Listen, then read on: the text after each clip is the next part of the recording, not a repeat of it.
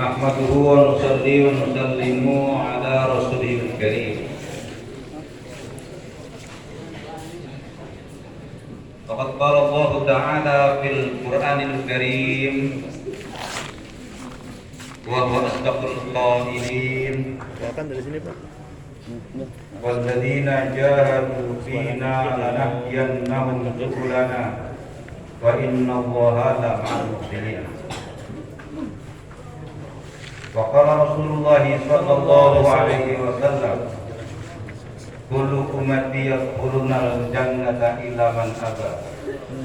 قيل وما يأبى يا رسول الله؟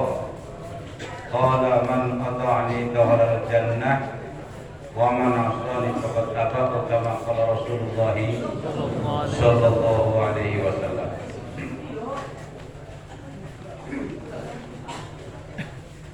Bapak-bapak dan saudara sekalian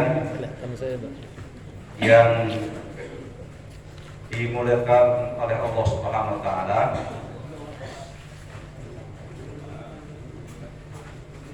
Allah Subhanahu wa taala adalah Zat yang Maha Pencipta. Apa-apa yang kita lihat adanya, wujudnya bukan ada dengan sendirinya, tetapi dicipta oleh Allah Subhanahu wa taala.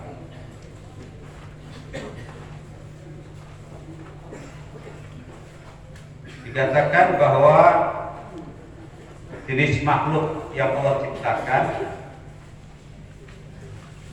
kurang lebih ada 18.000 jenis makhluk.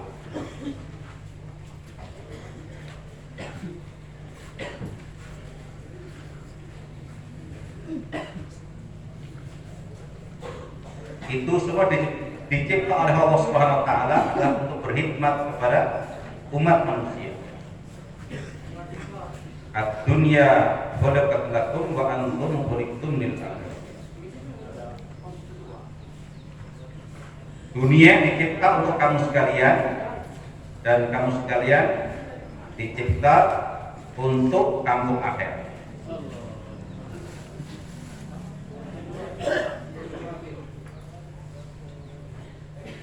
Dikatakan oleh para ulama bahwa Allah Subhanahu wa taala sangat sayang kepada hambanya yang namanya umat manusia. Sayangnya Allah Subhanahu wa taala kepada umat manusia, kepada kita sekalian, dikatakan adalah 70 kali lipat sayangnya seorang ibu kepada anak kecilnya atau kepada bayinya. Kita melihat dan kita merasakan bagaimana sayangnya ibu kita masing-masing kepada kita. Bisa dikatakan beliau, ibu kita, rela berkorban untuk diri kita, menahan sakit demi katakanlah untuk melayani kita. Begitulah sedikit gambaran kasih sayang Allah sayang kepada umat manusia, kepada kita sekalian adalah 70 kali lipat. Jadi yang dirahmati Allah SWT, bentuk sayang Allah SWT kepada kita sekalian umat manusia adalah Allah SWT menghantar para nabi, para rasul untuk mengajarkan agama, agar setiap umat manusia yang hadir di dunia Allah SWT berikan kemuliaan, kebahagiaan di dunia yang sementara dan di akhirat yang selama-lamanya. Hadirin dirahmati Allah, hidup di dunia itu sangat sebentar, 60 ataupun 70 tahun untuk kita sebagai umat baginda Muhammad SAW. Dan akhirat adalah kehidupan yang asli, yang sesungguhnya dan akan selama-lamanya. Dunia sebentar penuh kepalsuan, akhirat adalah aslinya kehidupan, nyatanya kehidupan. Begitulah ajaran agama yang dibawa oleh para nabi, para rasul.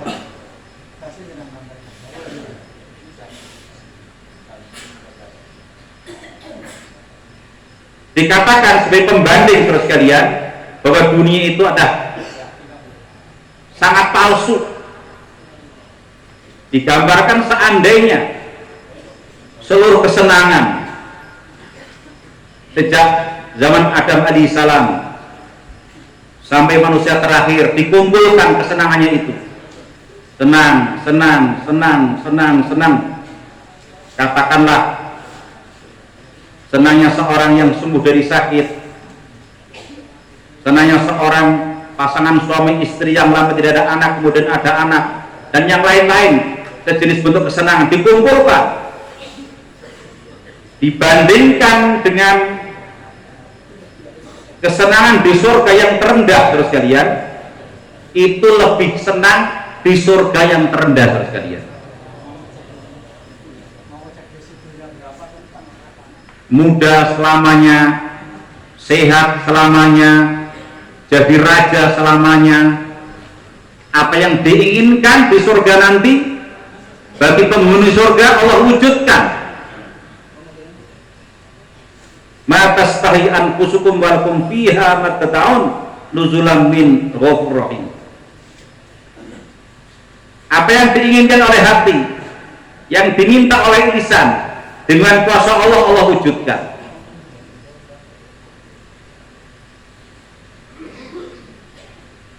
Di sana tidak ada istilahnya rumah, tapi ada istana saudara-saudara, yang terbuat batu batanya dari emas, perekatnya dari minyak wangi yang dipadatkan, alat-alat katakanlah makannya, alat-alat rumah tangganya dari emas. Di sana di bawah daripada istana akan mengalir sungai-sungai dari susu, dari madu, dari arak, dari air sangat jernih. Dan kita sering dengar penjelasan para ulama, ahli surga ini akan didampingi beristri bidadari yang cantik jelita terus kan. Bukan hanya 4, bukan hanya 10, bukan hanya 1000, bahkan bisa lebih dari itu saudara sekalian. Dai yang diterima oleh Allah SWT pernah kita dengar akan mendapatkan istri bidadari yang jumlahnya 2,5 juta saudara sekalian.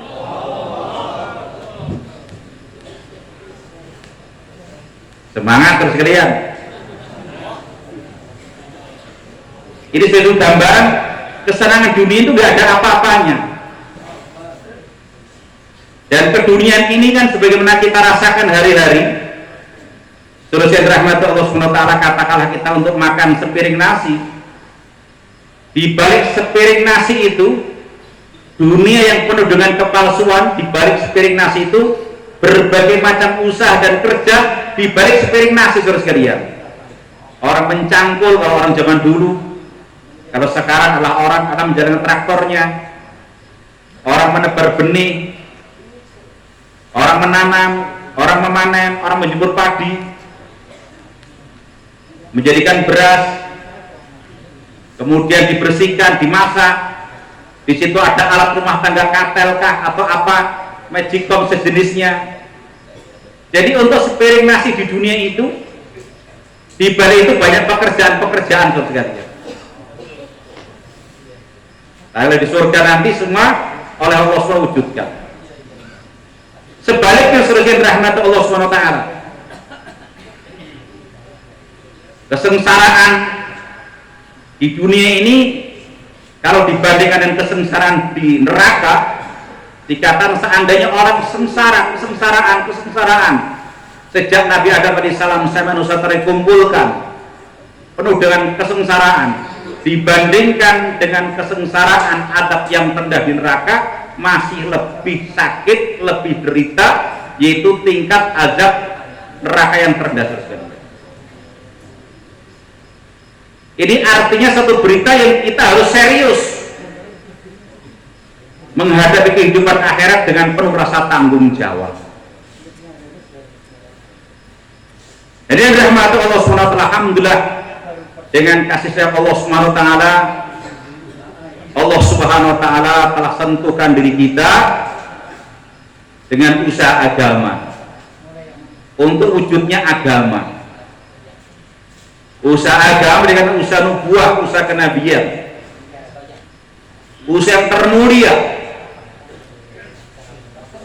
Dan Allah Subhanahu wa taala hantar kita memang untuk ini kerja, untuk ini usaha, yaitu usaha para nabi, usaha para rasul, usaha baginda Rasulullah Sallallahu Alaihi Wasallam. Dengan tertutupnya pintu kenabian, maka usaha kenabian telah Allah berikan kepada kita. Alhamdulillah Allah kenalkan. Nah, ini usaha terusan rahmat Allah Subhanahu wa taala akan membimbing kita untuk wujudnya amal agama dalam kehidupan kita. Di mana dengan wujudnya amal agama dan kehidupan kita, Allah SWT akan memberikan kemuliaan, kebahagiaan di dunia dan kebahagiaan di akhirat. Jadi ini usaha agama yang meliputi dakwah Allah, taklimat taklum, dari ibadah hikmat yang merupakan satu kesatuan untuk menjalankan usaha agama. Apabila ini dijalankan, maka secara bertahap-tahap iman akan terperbaiki, yakin kepada Allah akan masuk dalam hati kita. Dengan iman meningkat, ibadah terperbaiki, sholat kita, puasa kita, haji umroh kita, zikir kita, baca Quran kita, tahajud dan sebagainya akan terperbaiki. Dengan terperbaiki ibadah kita, maka seterusnya rahmat Allah SWT akan terperbaiki muamalah, masalah, akhlak dalam kehidupan umat Islam, sebagaimana di zaman Rasulullah SAW agama telah sempurna, sehingga Allah SWT memuliakan mereka para sahabat di dunia, diberikan nusrah dari Allah Ta'ala, dan juga di akhirat dijayakan oleh Allah SWT. Dari rahmat Allah Subhanahu wa taala, setelah sekian lama usaha agama istimewa sebagai contohan Rasul dan para sahabat, katakanlah menurun pudar yang hanya tertinggal beberapa tahun yang lalu, beberapa abad yang lalu, katakanlah dakwah infiradiyah, ya, dakwah katakanlah yang tidak istimewa, maka Allah telah memilih Ilyas rahmatullah alaih untuk menghidupkan kembali usaha dakwah dengan tertib kenabian sahabat yang dikatakan tertib dakwah istimewa yang sekarang sudah berkembang di 200 negara. Alhamdulillah Allah Subhanahu wa taala telah pilih kita. Dan hari ini di tempat kita di sini adalah kita akan belajar kepada guru-guru kita, kepada para masyayikh kita dari India, Pakistan, Bangladesh. Karena yang namanya tertib dakwah ini, menjalankan dakwah ini, kita tidak bisa ngarang. Kita harus dengan bimbingan para ulama-ulama. Sebagian Rasulullah SAW dalam beliau berdakwah juga dengan bimbingan dari Allah SWT melalui malaikat Jibril. Demikian pula kita ini dalam belajar dakwah, ikut para masyayikh kita, para guru-guru kita yang hari ini telah terbukti keberkahnya di berbagai penjuru dunia, telah mendatangkan perubahan-perubahan dan perbaikan. Maka kita bersyukur kepada Allah Subhanahu wa taala. Jadi datangnya para masyayikh tempat kita di negeri kita ini yang beberapa tahun yang lalu tidak ada pertemuan, sekarang datang, merupakan rahmat Allah Subhanahu wa taala. Apa saudara sekalian? Merupakan rahmat Allah Subhanahu wa taala, hujan rahmat. Kita sungguh bersyukur kepada Allah Subhanahu wa taala, ini satu rahmat yang besar.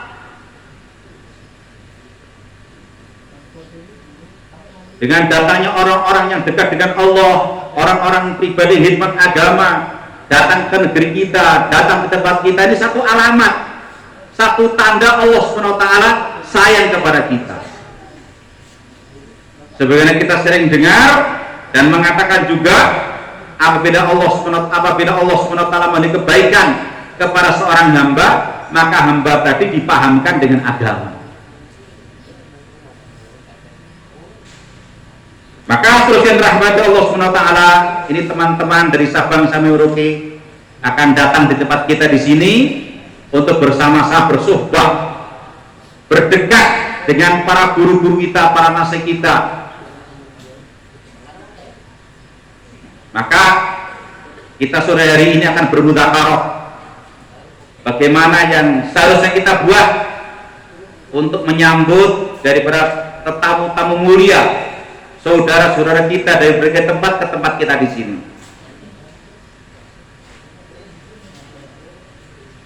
Ada yang menjadi bagian jamaah satu kata Allah tentang keulamaan, tentang zikir.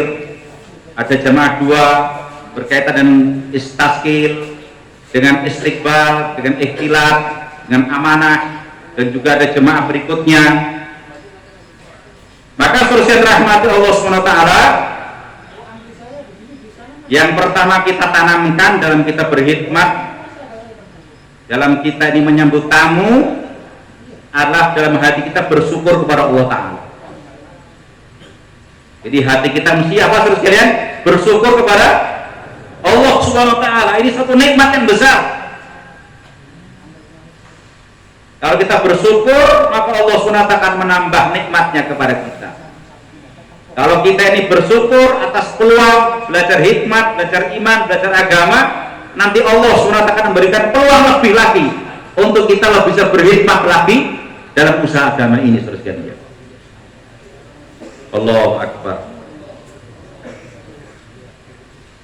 Dalam berkhidmat ini jelas adalah kita mesti perlu dengan keikhlasan. Ini mutlak. Nah, kita tidak mencari apa-apa keduniaan di sini. Harapan kita hanya mengharap saudara sekalian ridho dari Allah SWT dan pahala kebaikan ganjaran di kampung akhirat. Kita harus bersihkan hati kita dari keniatan-keniatan yang tidak karena Allah. Apapun bagian kita ini, apakah di amal maksud atau amal keperluan, kita berharap banyak ridho dari Allah Subhanahu wa Ta'ala.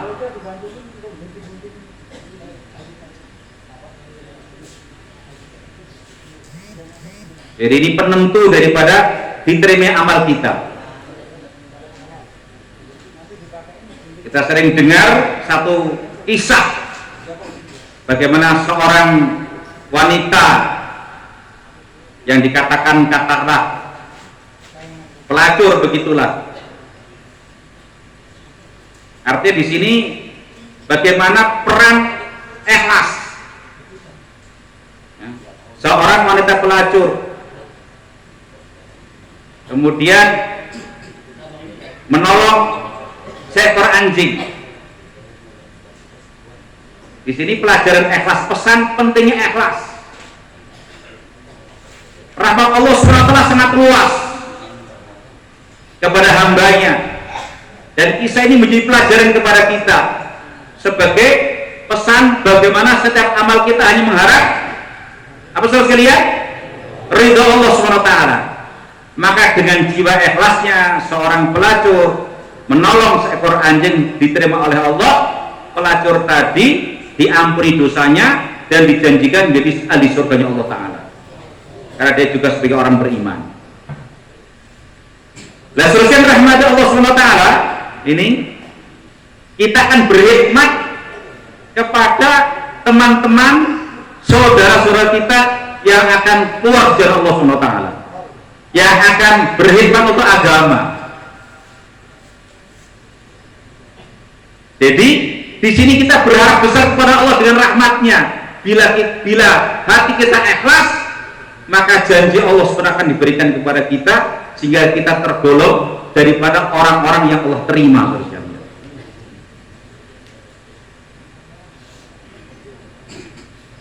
Jadi dalam kitab Mudzakarah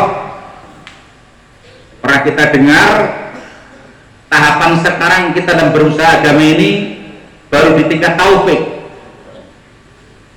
Ada orang-orang tertentu, hamba-hamba tertentu yang telah sampai kepada tingkat diterima oleh Allah, tingkat qabuliyah. Kita ini secara umum adalah sebagai orang yang sedang mendapatkan taufik. Artinya kita magang, masih magang untuk menjadi orang-orang yang Allah terima. Hamba-hamba tertentu ada yang telah Allah terima. Para masyaikh-masyaikh kita yang sudah katakanlah meninggal dunia dengan pengorbanannya, maka di antara mereka bisa dikatakan orang-orang yang Allah terima. Nah, kita ini seterusnya dirahmati Allah Subhanahu wa taala mesti harus usaha, berikhtiar bagaimana agar Allah Subhanahu wa taala terima diri kita terus sekalian. Karena perkara ini ada perkara penting kepada kita soal direwin. Di antara masyaikh mengatakan semoga Allah Subhanahu wa taala terima kita sampai kematian kita dalam usaha dakwah ini terus sekalian. Itu salah satu masyaikh mengatakan semoga Allah terima diri kita sampai kematian dalam usaha dakwah. Arti ini semua kita mesti ada satu usaha atas perkara ini. Nah, salah satunya adalah suruh yang rahmat Allah Subhanahu wa taala mestilah kita adalah belajar ikhlas, meningkatkan keikhlasan. Ya, kita sedang belajar kalau katalah ada sesuatu dalam hati kita, maka kita beristighfar, kita juga sholat taubat, mohon ampun kepada Allah Subhanahu wa taala. Maka dalam kita menjalankan kerja dakwah ini, dalam kita berkhidmat ini juga kita kerjakan dengan rasa taubat kembali kepada Allah Subhanahu wa taala. Saudara rahmat Allah Subhanahu wa taala, kemudiannya adalah kita semua ini dalam kita berkhidmat kepada tamu-tamu yang datang dari berbagai tempat di tempat kita di sini, kita mestilah dengan jiwa kasih sayang, dengan rasa mahabbah, dengan rasa mahabbah, dengan rasa kasih sayang, dengan rasa penghargaan yang tinggi kepada orang-orang yang datang di sini. Kita sambut dengan senyum, lebih dari dengan ikram. Sedia sekalian, kita suasana kasih sayang, suasana ikram, suasana menghargai kepada tamu-tamu yang datang betul-betul tulus dari hati kita. Karena bagaimanapun orang-orang yang datang ini hamba-hamba pilihan Allah saudara sekalian, hamba-hamba pilihan Allah SWT. Teman-teman kita yang datang di sini bukan karena kemampuan dirinya, tapi karena pilihan dari siapa? Allah Subhanahu wa taala. Apa yang terjadi di alam semesta ini bukan berjalan dengan sendirinya, tetapi dalam kehendak Allah dan ilmunya Allah. Sederhananya, selembar daun yang jatuh dari tangkainya itu bukan kehendak daun, bukan kehendak tangkai, bukan kehendak pohon, bukan kehendak angin, tapi dikehendaki oleh siapa? Allah.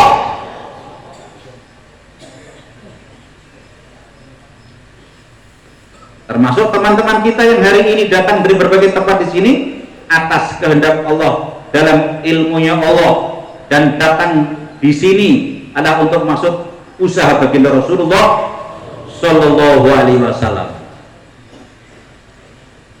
Waktu saya di Rewin, saya terkesan dengan petus istiqbal di sana.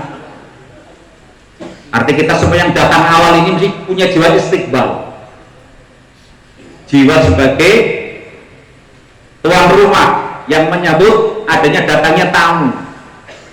Jadi walaupun katakanlah bukan dari sini Jawa Tengah Magelang, secara umum kalau kita bermudzakarah demikian ini, yang datang pertama alas mestilah mempunyai jiwa istiqbal, menghargai dari tamu-tamu yang datang. Sedia. Karena datang ini orang-orang pilihan Allah, teman-teman kita lah pilihan Allah. Jadi beliau itu Istiqbal Rewin mengatakan adanya orang-orang yang datang di Rewin dari berbagai penjuru dunia. Di balik satu orang yang datang itu adalah banyak pengorbanan yang menjadikan orang tadi datang ke Rewin terus kalian. Katalah macam di Afrika sana, di hutan Afrika itu seorang dari benua Afrika, satu negara di sana kenal dakwah itu karena adanya jemaah jalan kaki 1 tahun dari Pakistan. Mungkin sebelum itu sudah bersentuhan dengan jamaah. Bisa jadi seseorang yang datang itu karena telah bersentuhan dari berbagai jamaah yang telah jumpa dengan orang tadi. Nah, setiap jamaah yang pergi, yang datang di tempat orang tadi, katakanlah itu kan ada keluarganya, artinya ada keluarga yang ditinggal, pengorbanan istri, pengorbanan anak, bahkan mungkin ada yang sakit, ada yang meninggal. Jadi satu orang yang Allah pilih dalam usaha agama, Allah Akbar, di balik itu mengandung pengorbanan yang tinggi, yang besar surga. Bukan datang seorangan, tapi di balik itu seluruh rahmati Allah Ta'ala adalah berbagai macam pengorbanan yang telah dibuat, yang telah dijalankan, sehingga dengan rahmat Allah seorang hamba tadi dikenal usaha dakwah. Sedia memulaikan terus sekalian. Jadi kalau di petugas Istiqbal, ya ini khususnya petugas Istiqbal dan juga kita semuanya juga katakanlah yang datang awal ini, khususnya kepada petugas Istiqbal ini saat sekarang sedang banyak teman-teman kita datang. Jadi kita anggap teman kita ini yang membawa tas itu, katakanlah demikian, itu tasnya itu bernilai macam menggendong berlian terus kalian. Karena usaha dakwah ini kan dikatakan permata di awal zaman terus kalian. Jadi tamu-tamu yang datang itu membawa sesuatu yang berharga. Maka seorang petugas Istiqbal itu bukan hanya di sini, tidak demikian. Baik, kalau kita angkatkan tasnya, kita carikan tempat terus kalian. Ini Kalimantan di sana, di sini Sulawesi, ya. Jadi kemarin kami di Rewin juga mudzakarah di Istiqbal.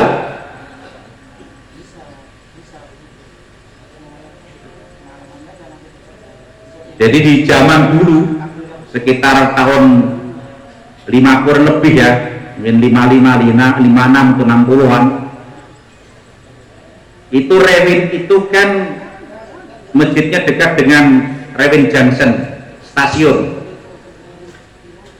Jadi petugas markas Rewin saat itu di tahun itu nggak ada HP ya. Jadi petugas Istiqbal itu dihantar di stasiun. Kurang lebih ya 1,5 kilo mungkin sekitar itu lah. Jadi petugas Istiqbal di saat itu tidak tahu kalau ada jemaah datang atau tidak datang. Karena itu stasiun untuk berhenti kereta api. Jadi bisa jadi sesekali itu kereta api datang ada jamaahnya. Tapi juga sesekali kereta berhenti nggak ada jamaahnya. Tapi setiap saat petugas Istiqbal siap di situ terus sekalian.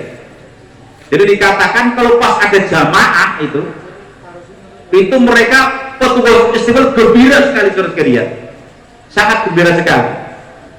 Karena orang datang karena usaha agama, sebenarnya saya katakan permata di awal zaman, membawa sesuatu yang paling tinggi harganya, langsung diambil tasnya, langsung digendong, dibawa ke Rewin terus. Sedia selesai insyaallah. Jadi begitulah kita ada tamu-tamu yang datang ya, apalagi ya, ada orang tua misalnya ya, kita kelihatan keberatan barangnya ya, kita bantu. Sudah selesai insyaallah. Ini tugas kita semua ini Istiqbal.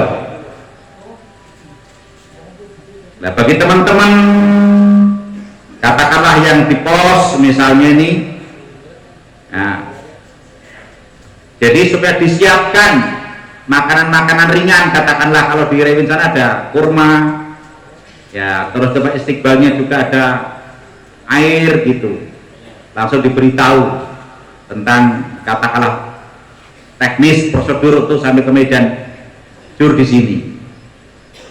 Insya Allah kalau istilahnya sambutan istiqbal ini senyum, ramah, masya Allah, dan penuh memuliakan, insya Allah kelelahan selama perjalanan itu langsung hilang seketika, saudara sekalian. Jadi jangan sampai sudah lelah terus banyak ngobrol, target, ikram saja. Jadi ini juga tanggung jawab kita semuanya. Bagi teman-teman yang datang duluan, ada teman-teman yang datang, kata kita bisa ikram kepada mereka. Siap teruskan insya Allah. Ini sekilas tentang istiqbal. Ya. Kemudian selesai rahmat Allah Subhanahu Wa Taala adalah ini kalau di Rewin di sana kalau ada pertemuan, ini di tengah-tengahnya itu ada pos ikhtilat. Ya. Jadi ikhtilat ini tanggung jawab setiap orang yang datang di medan jur ataupun medan istimewa.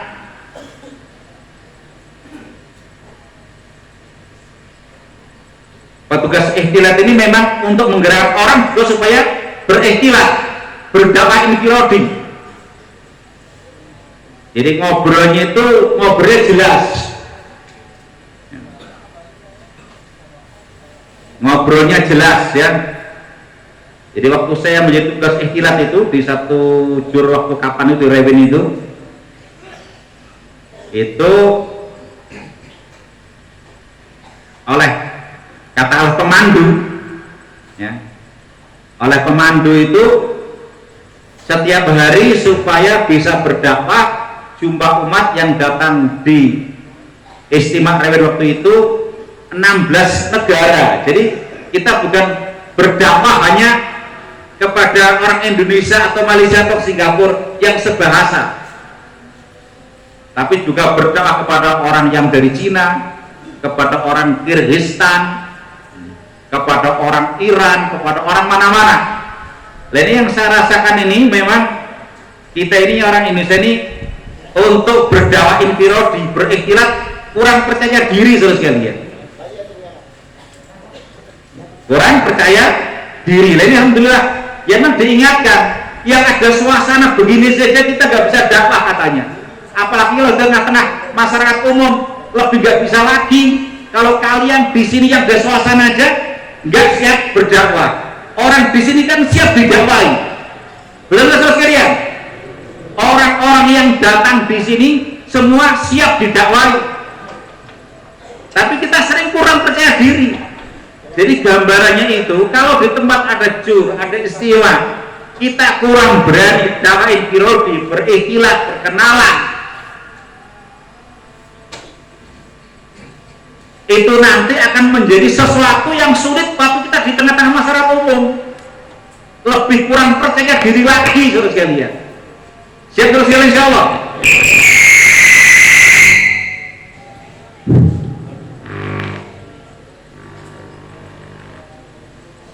Ya kalau di Pakistan kita Maliki Allah, Maliki Allah, Rizki Allah SWT nih, dunia kami di dunia akhirat kami kuridin merkihe. Katakanlah kalau kita mau pakai bahasa Urdu ngawur-ngawur begitulah. Tapi ternyata di sana itu Subhanahu wa ta'ala ini bahasa itu tidak menjadi hal yang diharuskan. Jadi istilahnya kita ini masih mending orang Indonesia ini ada bisa Inggris, bisa Arab gitulah. Itu orang-orang Kyrgyzstan itu. Jadi saya dengan Pak Haji Farid itu dapat pengalaman saya ini. Arti itu bagaimana pentingnya ada dakwah infiradi itu. Mereka itu nggak bisa Inggris, nggak bisa Arab, nggak bisa Urdu. Begitu datang saya berdua dengan Haji Farid langsung didakwai dengan bahasa Kyrgyzstan. Tapi tasgilnya Karmah ini insya Allah harusnya Karmah ini 4 bulan tiap tahun, 40 hari insya Allah. Berapa lama di sini? Tanya begitu. Ya kalau Karmah ini Kalisden kita paham 4 bulan insya Allah gitu. Ternyata setelah beliau berdakwah dengan bahasa Kyrgyzstan ini itu minta didakwai ulang. Bapak Farid didakwai, Pak Haji Farid dengan bahasa Indonesia. Allah kuasa, meletak kuasa, Allah takkan kebahagiaan dunia akhirat dan agama sempurna. Untuk mendatangkan agama sempurna usaha Rasulullah Shallallahu Alaihi Wasallam, maka untuk mendapatkan usaha Nabi ini perlu belajar 4 bulan 40 hari. Pahalanya katakanlah seperti sebulan jannah Allah, lebih baik dunia seisinya. Siap insya Allah 4 bulan 40 hari. Ya bila dia sudah tahu insya Allah. Lah saya kira aman saya ini di sampingnya. Saya juga suruh dakwah juga sama dia. Inggris serap paham, Indonesia serap paham, saya pakai bahasa Jawa sekalian. Allah SWT engkang maha kuwasa. Allah SWT mangken kabegjan dunya akhirat wonten ing saklabetipun agem ingkang sampurna.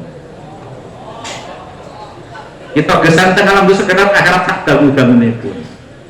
Untuk berdatang kagem datang agama wonten pagesan kita ngagem kangge usahane Kanjeng Nabi. Pramila kita belajar sekawan bulan 4 tahun insya Allah siap. Dia juga siap insya Allah gitu. Dia macam paham bahasa Jawa juga gitu. Nah itu berbagai bahasa itu ada semua di sana. Yang Arab, yang Inggris. Jadi bangsa Dewang Purwokerto itu katanya orang apa enak. Bayangnya pakai bahasa Jawa.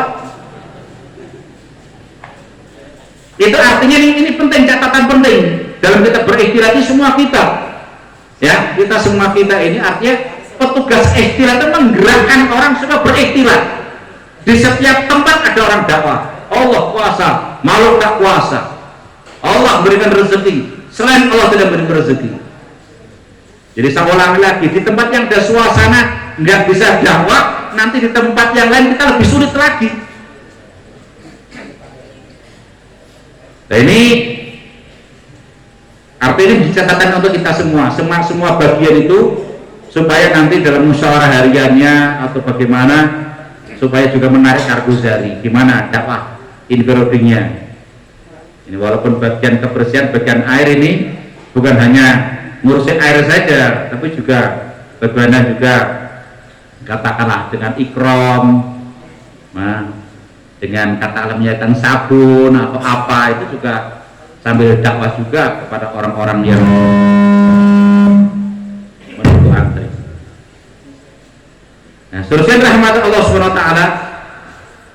Jadi termasuk hal yang penting kepada kita semuanya, ya, supaya dalam medan Jurkudama ini adalah utamanya jamaah ikhtilaf, ya, seterusnya rahmat Allah SWT, supaya betul-betul menggerakkan dan kita semuanya juga istilahnya juga menggerakkan teman kita yang lain untuk supaya kita bisa dakwah dulu. Kemudian selesai rahmat Allah SWT, alhamdulillah Allah SWT kumpulkan kita di sini bersama-sama untuk kita belajar bersama-sama, untuk kita katalah melayani, berkhidmat kepada tamu-tamu yang datang.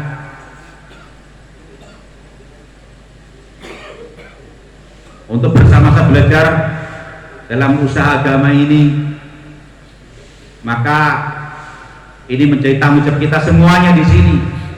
Di samping kita mempunyai jiwa istiqbal, kasih sayang, memuliakan, sangka baik, menghormati, ikram. Kemudian juga kita adalah sursian rahmat Allah SWT, adalah kita berdakwah infirodi berikhtilat, adalah kita semuanya bahwa ini usaha dakwah ini adalah bagaimana dari pertemuan yang kita adakan ini juga terbentuk daripada jemaah-jemaah yang cash, baik 4 bulan, 40 hari. Maka kita semua itu harus dalam hadir di Jurkudama ini, semua kita ini harus punya pikir risau, bukan hanya risau untuk Indonesia, tapi ini risau untuk seluruh dunia seterusnya. Sudah selesai insya Allah. Jadi dakwah mudzakarah tentang kerisauan juga kita perlu kita buat, ya, perlu kita buat.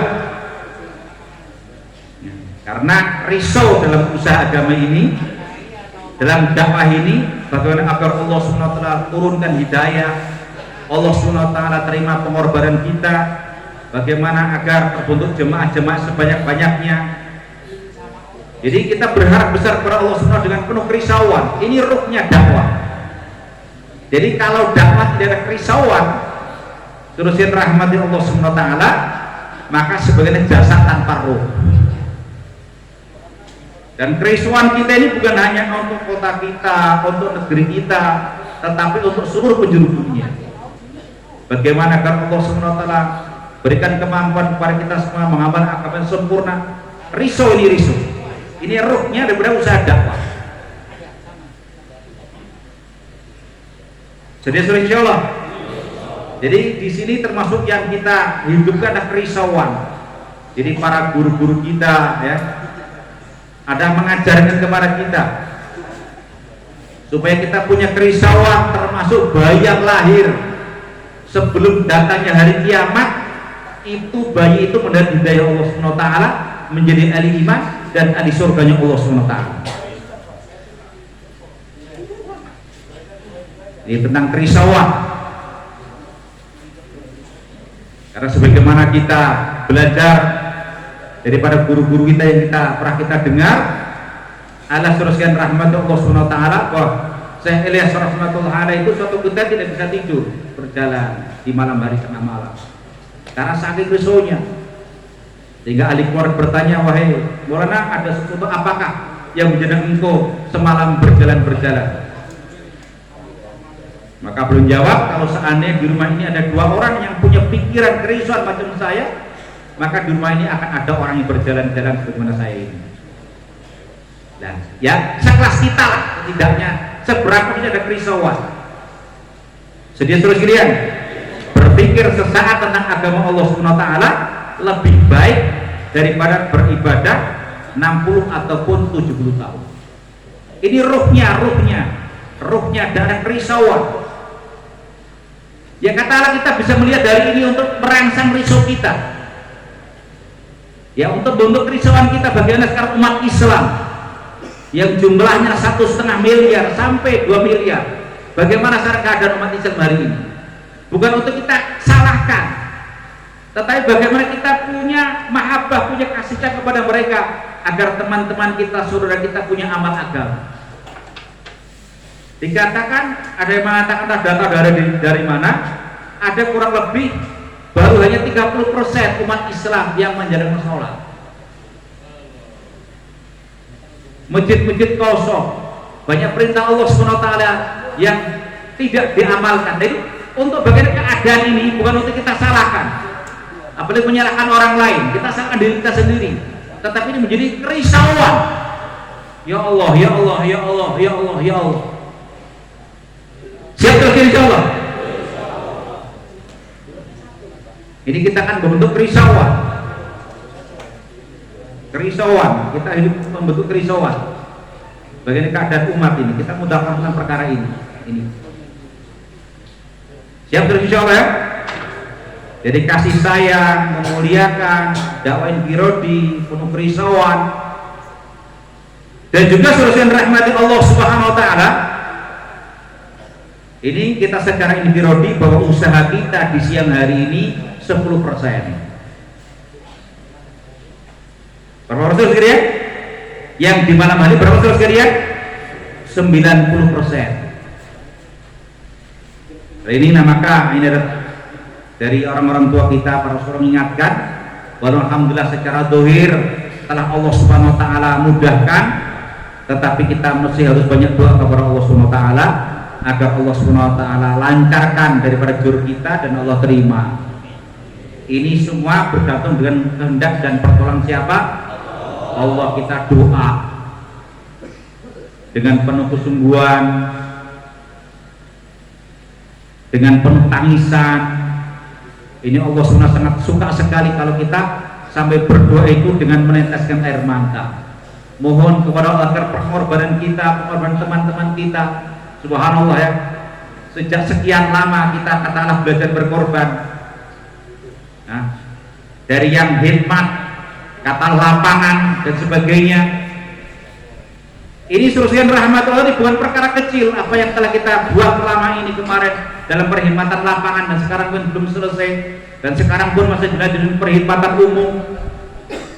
Kita harus memandang ini adalah satu hal yang bagaimana agar Allah SWT menolong kepada kita, saudara, menjadi sebab hidayah, menjadi kejayaan Islam, menjadi perbaikan iman. Jadi saya ingat dahulu Pak Abdul Halim memberikan target waktu kita istimewa di Ancol dahulu, Ancol yang di pinggir laut itu 2007. Jadi beliau berikan target Surah Ta'ala dalam pelaksanaan yang kita buat ini, adanya orang hadir di sini dengan juri ini yang diawali dengan berbagai katakanlah tahapan belajar pengorbanan. Ini beliau berikan target Surah rahmat Allah SWT waktu Rasulullah SAW di perang Khandaq. Waktu Rasulullah SAW di perang Khandaq, maka ada satu batu besar yang mereka para sahabat tidak bisa menyelesaikan itu takazah untuk mengambil batu atau menyingkirkan itu batu. Di mana keadaan waktu dikatakan bahwa para sahabat dalam keadaan kelaparan sehingga perutnya diganjal dengan satu batu, tetapi Rasulullah SAW diganjal dengan dua batu. Ini satu gambaran bagaimana para sahabat, baginda Rasulullah SAW dalam memperjuangkan agama Allah SWT, sebegitu mujahadahnya. Kemudian terus yang utara, maka batu yang besar yang tidak bisa diselesaikan dengan takazah oleh para sahabat, Rasul menyelesaikan dengan memukul batu itu, maka keluar bunga api. Apa sabda Nabi? Romawi di bawah kekuasaan Islam. Kemudian keluar bunga api lagi, Persia di bawah kekuasaan Islam. Ada yang melewatkan lagi Habasah dalam kekuasaan Islam. Artinya suruh rahmatullah SWT bahwa apapun bentuk pengorbanan kita ini, perkhidmatan, perjalanan kita dengan segala macam, ini adalah sebagaimana dulu mereka para setar berkorban, bahwa di balik pengorbanan yang kita buat, kita berharap kepada Allah SWT akan memberikan sebab hidayah di masa yang akan datang. Karena dakwah ini harapannya hanya hidayah Allah SWT, tidak ada harapan yang lain kecuali saudara sekalian hidayah Allah Subhanahu wa Ta'ala. Sedia selesai insyaallah. Setelah kita katakanlah menjaga amal tadi yang saya sampaikan secara amal infirodi, kemudian sifat-sifat tertentu yang kita bawa adalah surga dan rahmat Allah Subhanahu wa Ta'ala. Dakwah kita ini adalah istimaiyah. Dakwah istimaiyah. Jadi kekuatan dakwah ini adalah kekuatan istimaiyah. Jadi yang ditonjolkan macam sekarang di Rewen itu, bagaimana amal-amal itu dibuat dengan musyawarah. Setiap amal itu dibuat dengan apa, saudara sekalian? Dengan musyawarah. Maka surga rahmat Allah SWT, setiap bagian-bagian yang ada dalam perjalanan jur ini, baik itu kebersihan, baik itu transportasi, baik itu katalah air dan sebagainya, supaya jelas jadwalnya yang sudah diatur oleh para penanggung jawab, musyawarah. Sedia terus insyaallah dikerjakan dengan musyawarah. Ini dakwah yang dipandukan oleh para ulama sepuh dan orang-orang tua kita ini, surah alami, ada dakwah kita tegakkan dengan tertib musyawarah. Jadi tidak akan kita berbuat sesuatu tanpa didasari musyawarah. Lah dalam bermusyawarah kita ini, kita belajar, ini telah dinasihatkan oleh orang-orang tua kita. Dalam kita bermusyawarah ini kita adalah, masya Allah, dalam kita menyampaikan usul, kita kan biasanya dulu itu kalau musyawarah itu mau menonjolkan usul-usul terus sekalian. Ini ada petunjuk dalam kita akan berusul, berpendapat. Dikatakan oleh para masyayikh kita ini, Syekh Ihsan, kalau kita akan mengeluarkan pendapat, dipikir dulu pendapat yang akan diusulkan, yang ada zaman, dipikir dulu dengan betul-betul untuk kemaslahatan umat, untuk kemaslahatan agama.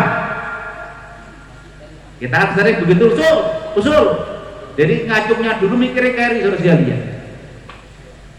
Ngacungnya dulu mikirnya keri, angkat tangannya dulu mikirnya keri. Dan sekarang petunjuknya para masyarakat kita dalam kita cara berpendapat, berpikir.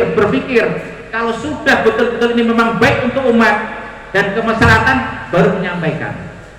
Siap terus kalian?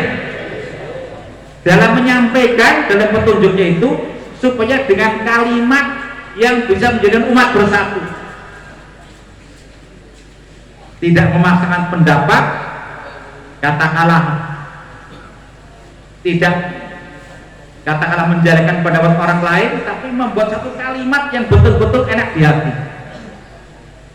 Maka dikatakan dalam nasihat berikutnya, Syekh Farouk mengatakan, dalam kita mengerjakan istimaiyat, dakwah istimaiyat ini mesti dengan lisan yang manis.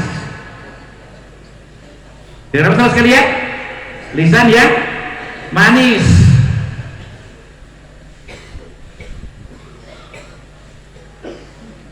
Tidak nyerempet nyindir, nyerempet katakanlah merendahkan orang lain, jangan.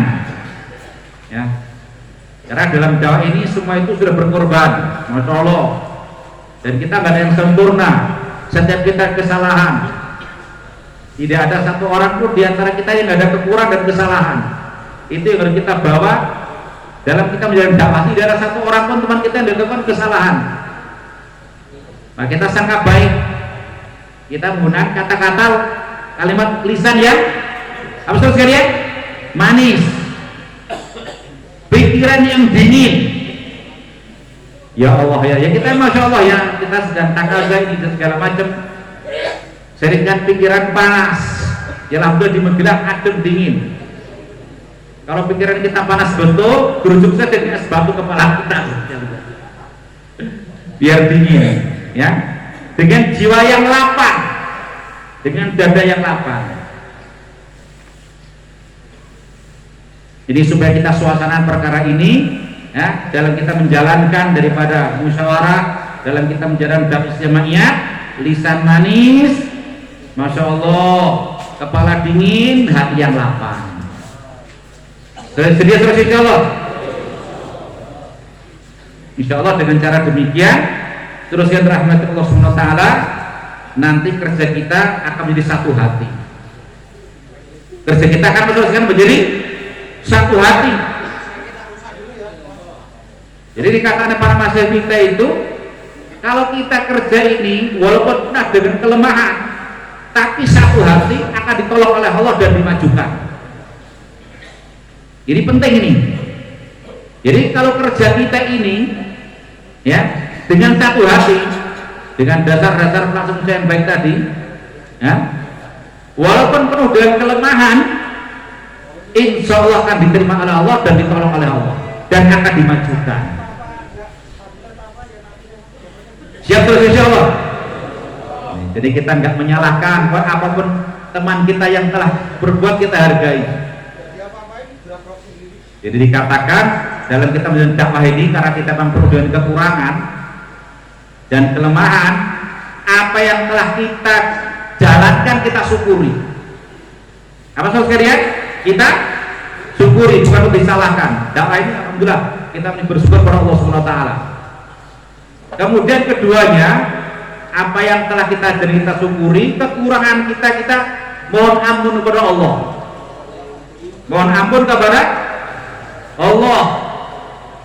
Yang ketiganya kita niat kita perbaiki. Nah, yang ketiga kita niat kita perbaiki. Ini seterusnya rahmat Allah SWT kurang lebihnya, ya, dalam kita ini menyambut tamu-tamu kita yang akan datang di sini, maka masing-masing bagian supaya betul-betul menjalankan dengan tertib musyawarah, dengan ketaatan, ya, dengan kita bertanya kepada para sepuh, para orang tua, ya. Jangan kita berjalan sendiri sebelum kita bertanya kepada para sepuh. salah satu daripada target orang tua kita tadi pagi dalam kita berdakwah ini dan melalui kepahaman tentang usaha dakwah ini, kita mesti taklid.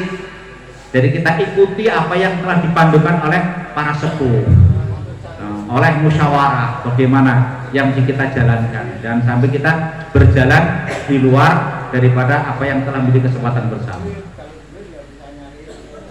Demikian seterusnya rahmat Allah SWT. Insyaallah nanti berikutnya untuk saling melengkapi bagian masing-masing ini saya memberikan mudahar secara global untuk bagaimana agar perkhidmatan kita diterima oleh Allah SWT. Ada pepatah Urdu kan yang sering kita dengar, ibadat janat miltahi, khidmat khoda miltahi. Kalau kita ibadah ketemu dengan surga, kalau kita khidmat akan bertemu dengan yang punya surga. Maka dikatakan orang-orang yang khidmat ini akan memborong pahala. Orang akan memborong pahala orang dihikmati. Jadi kita semoga Allah terima dari hikmat kita, ikhlas kita. Jadi kalau kita berkhidmat dengan jemaah yang keluar, salah satunya di antara juri ini, maka jamaah telah mentaskil, maka wa insya Allah taskilan daripada jemaah gerak dan kebaikan jemaah gerak, maka kebaikannya akan mengalir kepada buku catatan kita masing-masing. Allahumma amin. Ini rahasianya satu tarikh dikatakan di akhirat nanti ada seorang dai yang diterima oleh Allah yang tidak tahu kalau itu buku catatan amalnya. Ini bukan buku milik kamu. Katalah ahli hikmat di air misalnya. Di situ ada 10.000 ulama. Di situ ada 5.000 masjid. Di situ ada 25 hafid Quran. Ini keliru ini. Malaikat ini bukan punya saya ini. Kata malaikat ini punya kamu karena kamu dulu hikmat di satu tertib kerja agama, jur misalnya istimewa, maka jemaah telah keluar, hikmat kamu telah Allah terima, maka kebaikan jemaah-jemaah yang bergerak, semua kebaikannya mengalir kepada kamu semuanya ini. Ini surga yang rahmat Allah Ta'ala, keuntungan sebagai umat baginda Rasulullah Sallallahu Alaihi Wasallam. Maka kita dengan gembira, dengan bersyukur, insya Allah. Demikian surga yang rahmat Allah Subhanahu Wa Ta'ala. Oke, insya Allah untuk yang maksud diharapkan berdiri. Untuk yang jamaah 1, jamaah 2 yang disepui oleh penanggung jawab utamanya Pak Suhaimi untuk bangun dan menuju ke masjid yang dalam sana. Silakan Pak. Untuk yang di teras, untuk yang keperluan. Satu-satu. Bapak-bapak yang tugas di maksud meliputi zakirin, imam, imbar wala, taskil, ikhtilat, istiqbal, amanah, itu di masjid tidak, silakan berdiri kumpul dengan Bapak Suhaimi. Insya Allah memberikan karbozari, kekurangan petugas, solusinya, pos-posnya, tertib musyawarahnya diatur, target kerja supaya dibuat, imam, kemudian mimbar wala, muadzin, zakirin, kemudian taskil, istiqbal, ikhtilat, amanah di dalam masjid di atas. Kemudian persiapan yang keperluan selain yang tadi berarti keperluan di serambi masjid. Monggo berkumpul dengan Habib Fairul dan Pak Haji Farid, silakan.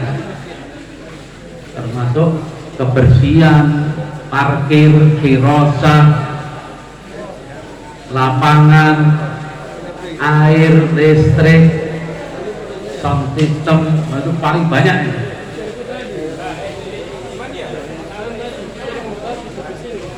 Yang dari Jawa Tengah ataupun luar Jawa Tengah ataupun dari provinsi-provinsi yang lain yang ditugaskan untuk tugas di Medan Zur supaya bergabung di musyawarah bagi yang maksud di dalam masjid dan yang keperluan di serambi masjid.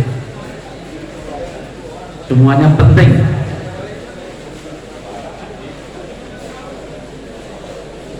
Silakan Pak.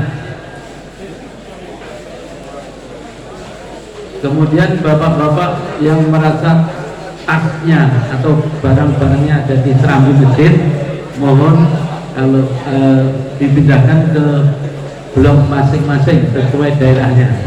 Untuk di depan mimbar ini Sulawesi dan Papua Maluku, kemudian sebelah selatan itu Kalimantan, kemudian di gedung yang belakang itu Sumatera, kemudian Jawa, Nusra dan Bali itu di halaman paving baru itu.